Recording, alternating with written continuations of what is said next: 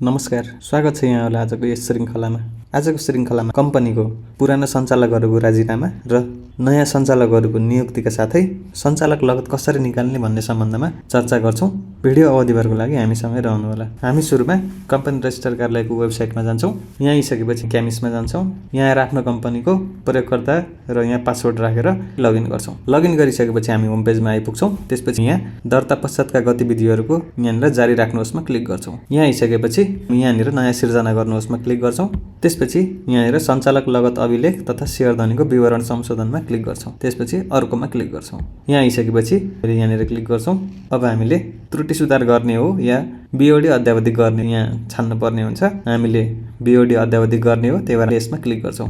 यहाँ क्लिक गरिसकेपछि हामीले यहाँ देख्न सक्छौँ हाम्रो कम्पनीको पुरानो सञ्चालकहरूको नाम र डिटेल यहाँ दिइएको छ। हामीले अब यो दुईजना सञ्चालकलाई हटाएर नयाँ सञ्चालकहरू अपोइन्ट गर्ने हो, त्यही भएर यो दुईजना सञ्चालकलाई हटाउनको लागि यहाँ डिलिटमा क्लिक गर्छौँ। यहाँ क्लिक गरिसकेपछि यहाँ देख्न सक्छौँ यो हटाउने निर्णय कहिले भएको हो, त्यो निर्णयको डेट यहाँ राख्छौँ। त्यसपछि यहाँ रिमार्क्स राख्छौँ। त्यसपछि डिलिट गर्छौँ। डिलिट गरिसकेपछि यहाँ देख्न सकिन्छ यहाँ रिमुभ भनेर आएको छ। त्यस्तै गरी अर्को सञ्चालकलाई पनि हामीले हटाउँछौँ। पुराना सञ्चालकलाई हटाइसकेपछि अब हामीले एड बिओडीमा क्लिक गर्छौँ। अब यहाँ गएर कस्तो सञ्चालकहरू राख्ने हो सोही अनुसार छनौट गरेर हामीले यहाँ क्लिक गरिसकेपछि शेयरधनीको नाम आउँछ। त्यसपछि शेयरधनीलाई हामीले छानेर अब उसको सञ्चालकको कार्यकाल कति रहन्छ हामीले विक्रम सम्वतमा यतिदेखि यतिसम्म भनेर यहाँ खुलाउनु पर्ने हुन्छ।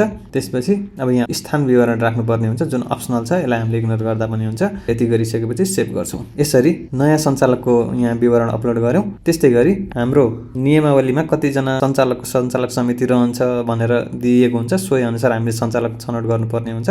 मैले यो गरिरहेको कम्पनीको केसमा 3 जनाको सञ्चालक समिति रहेको छ, त्यही भएर मैले 1 जनाको गरेँ। अब यस्तै गरी नै मैले अन्य 2 जनाको विवरण यहाँ अपडेट गर्छु। यसरी पुरानो सञ्चालकको विवरण यहाँबाट हटाएर सबै नयाँ सञ्चालकहरूको विवरण यहाँ अपडेट गरिसकेपछि अब हामीले निर्णयको विवरण छान्नुपर्ने हुन्छ। हामीले कस्तो निर्णय मार्फत पुरानो सञ्चालक हटाइएको थियो र नयाँ सञ्चालक नियुक्ति भएको थियो, अब त्यसमा हामी छनौट गर्छौँ। मेरो केसमा विशेष साधारण सभाबाट भएको थियो, यसमा क्लिक गर्छौँ। त्यसपछि यहाँ विशेष साधारण सभाको मिति कहिले थियो त्यो मिति राख्नुपर्ने हुन्छ। मिति राखेपछि यहाँ कपी टु अल गरेपछि दुवैमा त्यही आउँछ। अब यहाँ अगाडि बढ्नुहोस्मा क्लिक गर्छौँ। यो पेजमा आइसकेपछि कुनै राजस्वहरू अथवा जरिवानाहरू लाग्ने भए यहाँ देख्न सकिन्छ। यो सञ्चालक परिवर्तन गर्नको लागि कुनै राजस्वहरू लाग्दैन। दिइएको म्यादभित्र हामीले आफ्नो विवरणहरू अपडेट गरिसकेको हुनाले हामीलाई जरिवाना पनि लागेको छैन, त्यही भएर हामी अर्कोमा क्लिक गर्छौँ। यो पेजमा आइसकेपछि पहिले भरेका विवरणहरू सबै यहाँ एकै ठाउँमा देख्न सक्छौँ। अब हामीले आवश्यक कागजातहरू अपलोड गर्नुपर्ने हुन्छ।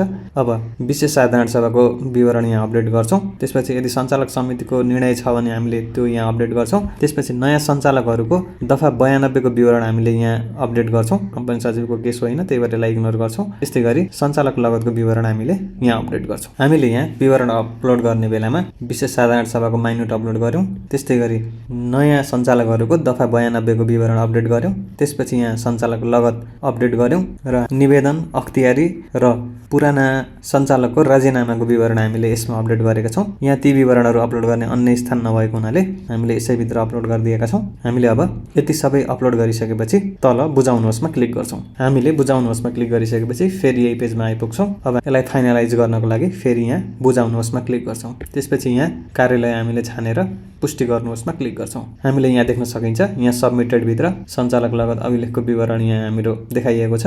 भन्नुको मतलब हामीले यो कम्पनी रजिस्टर कार्यालयमा सबमिट गरिसकेका छौँ। अब हामी यसमा क्लिक गर्छौँ।